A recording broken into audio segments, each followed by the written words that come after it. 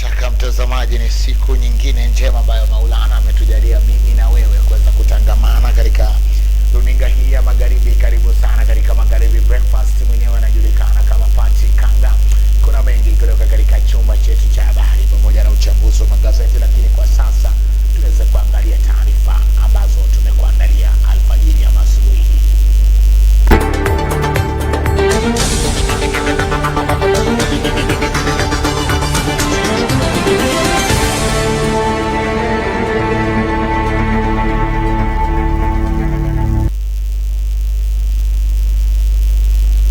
Na tuanze na hizo taarifa mtazamaji, ambapo kujiuzulu kwa makamishna wa tume huru ya uchaguzi na uratibu wa mipaka nchini IEBC kunaendelea kuweza kuzua maswali kwa Wakenya, mashirika ya kijamii, afisi ya msajili wa vyama vya kisiasa, vyombo vya habari pamoja na watunga sheria, wakitilia shaka utendakazi wa tume hiyo katika uchaguzi mdogo wa mwezi huu wa katika chaguzi zijazo ama katika chaguzi zijazo. Hebu tuweze kuangalia taarifa hii ambayo imeweza kuandaliwa na mwenzangu Dan na bwana.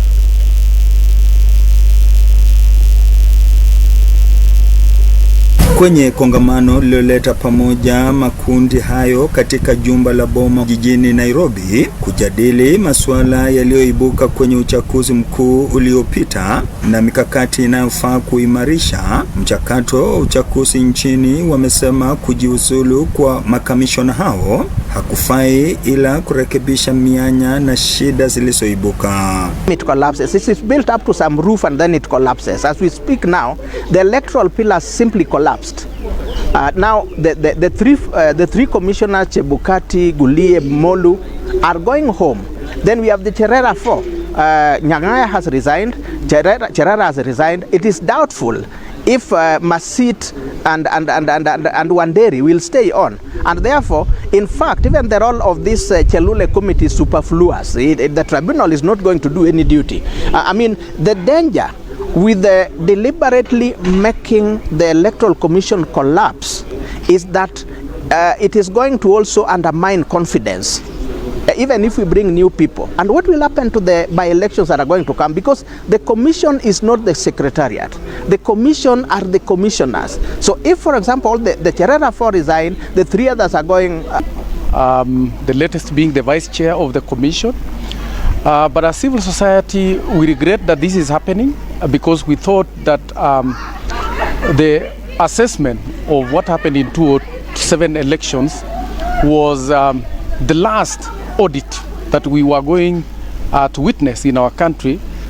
Disbandment, reconstituting of the commission is not the answer to Kenya's elections problems, because we've seen in the past that we've advanced in terms of our accumulated practice in terms of management and administration of the elections. There are by-elections that are coming, some on the 8th of December, others on the 5th of January 2023. You can imagine the absence of commissioners and the role that they play in the IEBC. So this is most likely to put the country into a constitutional crisis, because the tenure of the three commissioners, including this, were relatively good. This is the reason why you find that even the Supreme Court agreed that in spite of all the problems we had, the elections were free and fair. Now we want to ensure that what we do in 2027 is not only free and fair, but all the other facets of a good election are also observed. They are accountable, they are verifiable, we don't have issues coming up, and this can only be done if we start preparing now. I mean, you can see the commissioners are resigning, and possibly all of them are going to resign because they cannot face that tribunal, because that tribunal is going to do much more than what Justice and Legal Affairs did, because this is the one that is going to try these people, and there will be lots and lots of evidence to be adduced. Instead of going through that cycle, then if the commissioners deem it fit, they can resign, then we move on to have a new commission, and the new commission will be in place in 20. Kwa upande mwingine, baadhi ya viongozi hao wametofautiana vikali na sheria ya theluthi mbili bungeni, matamshi ya George Murugara ambaye ni mwenyekiti wa masuala ya haki na sheria katika bunge la kitaifa, kwa kusema kuwa sheria hiyo haitaweza kutekelezwa kwa sasa. The 2/3 gender rule. We have been working on this for quite some time now, and it seems to be delaying too much, because whenever we come up with an idea, it doesn't seem to work. What Parliament is against is a very bloated house.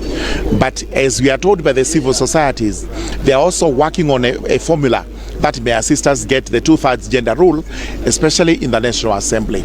And we are prepared as Justice and Legal Affairs Committee to look at what is brought to the House and whether it works for Kenyans. And if it does work for Kenyans, we will definitely agree with it.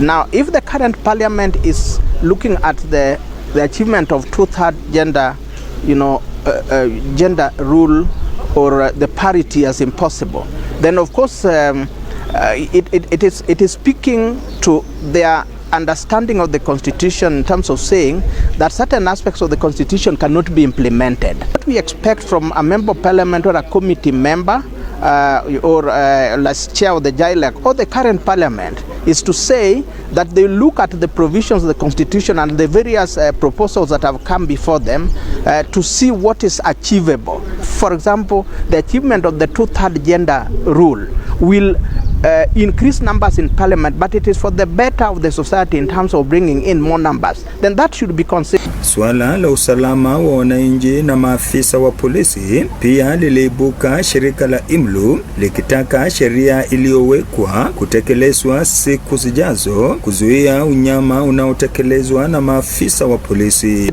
Where we've had people being intimidated, most of monitors and threatened in their work.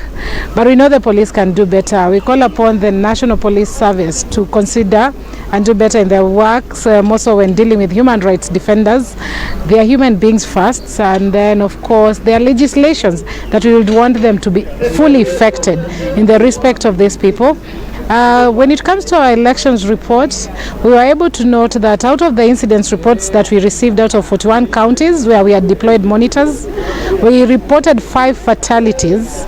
And these fatalities are in no way attributed to the police, but I know looking at the future. Ni swala ambalo linaendelea kuzua maswali mengi, haswa kwa mashirika yasiyo ya kiserikali, huku wakijiuliza maswali kwamba je, Tume Huru ya Uchaguzi na Mipaka nchini iko na uwezo wa kusimamia uchaguzi mdogo ambao umepangwa mwezi huu? Nikiripotia habari za TV Magharibi kutoka jijini Nairobi, naitwa Dan Ndunde.